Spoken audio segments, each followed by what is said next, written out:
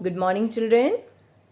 बच्चों, आज की कक्षा में हम लोग नया रास्ता उपन्यास का अध्याय 17 का सारांश देखेंगे। तो शुरुआत करते हैं आज की कक्षा की। अध्याय 17 का सारांश। आशा की शादी के 5 महीने हो चुके थे।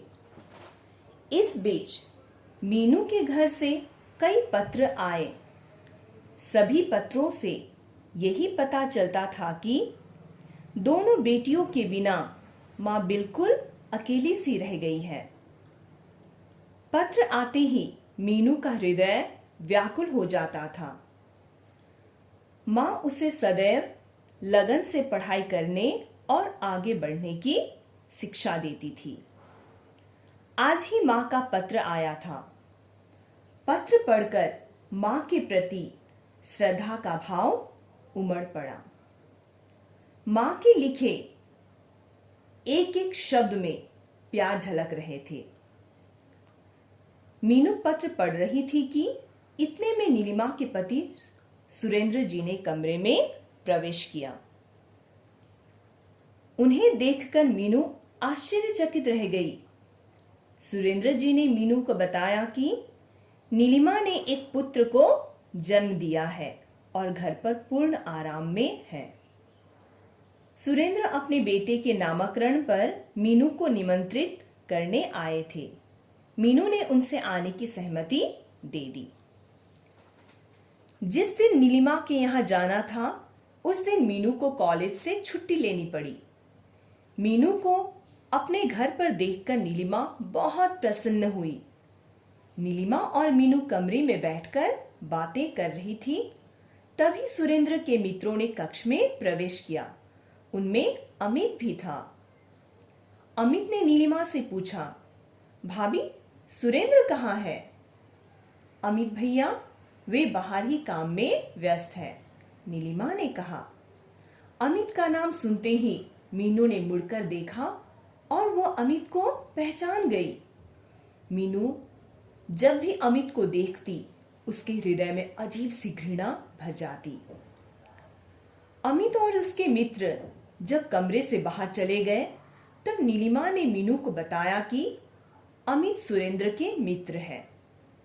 उसका रिश्ता टूट गया। क्यों? क्या हो गया? मीनू ने पूछा। नीलिमा ने बताया कि लड़की वाले अपनी बेटी को फ्लैट देना चाहते थे, जिससे वो शादी के बाद सास ससुर से अलग रहे। अमित के पिता को यह बिल्कुल मंजूर न था। पिताजी ने शादी करने या न करने का निर्णय अमित पर छोड़ दिया। अमित उस लड़की से शादी नहीं करना चाहता था। अमित ने मीरापुर में कोई लड़की देखी थी। वह उसे बहुत पसंद थी। उस समय उसके माता पिता की गलती से वो रिश्ता न हो सका, परंतु आज वे भी यही चाहते हैं कि यदि उस लड़की की शादी न हुई हो तो उसी से शादी करे। न जाने उस लड़की ने पहले ही मुलाकात में क्या जादू कर दिया था। नीलिमा को यह बात ज्ञात न थी कि वह लड़की और कोई नहीं बल्कि उसकी घनिष्ठ सहेली मीनू ही है। जिस अमित का नाम सुनते ही मीनू घृणा से भर जाती थी, उसे आज अमित की बातें बुरी नहीं लग रही थी। नामकरण संस्कार के बाद सुरेंद्र मीनू को हॉस्टल में छोड़ आए।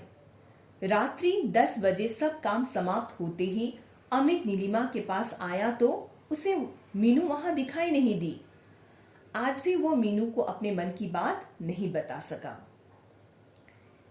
अमित ने नीलिमा से मीनू के बारे में जानकारी लेने के उद्देश्य से पूछा, भाभी, आपकी सहेली कहाँ गई? वो तो हॉस्टल चली गई है, नीलिमा ने बताया। क्या यहीं पढ़ रही है आजकल? अमित ने बात को आगे बढ़ाते हुए कहा। हाँ, वकालत कर रही है। 1.5 वर्ष पहले मेरठ के किसी लड़के ने इसे देखकर रिश्ता नामंजूर कर दिया था। तभी से यह निराश हो गई है। अब इसमें पढ़ लिखकर अपने पांव पर खड़े होने की लगन उत्पन्न हो गई है, जिससे वो समाज में ऊंचा सिर करके रह सके। नीलिमा से मीनू के संबंध में सुनकर अमित आत्मग्लानि से भर गया। उसे लगा कि मीनू की इस दशा का दोष उसे ही जाता है। दुखी अमित वहां से चला गया। तो बच्चों, अभी अभी हमने अध्याय 17 का सारांश देखा। तो बच्चों, आज के लिए इतना ही। मैं आप लोगों को इस अध्याय से संबंधित प्रश्न दूंगी, आप उसे अच्छी तरह से करके मुझे भेजेंगे।